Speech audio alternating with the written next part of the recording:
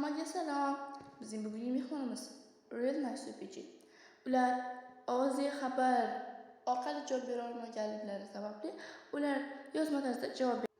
Bizda sizga birinchi savol. YouTube olamiga bo'lgan qiziqishingiz haqida qisqacha.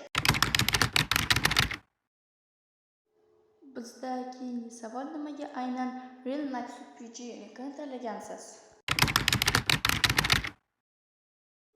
Bizda keyingi savol, ideal tipingizga bo'lgan standartlaringiz qanday?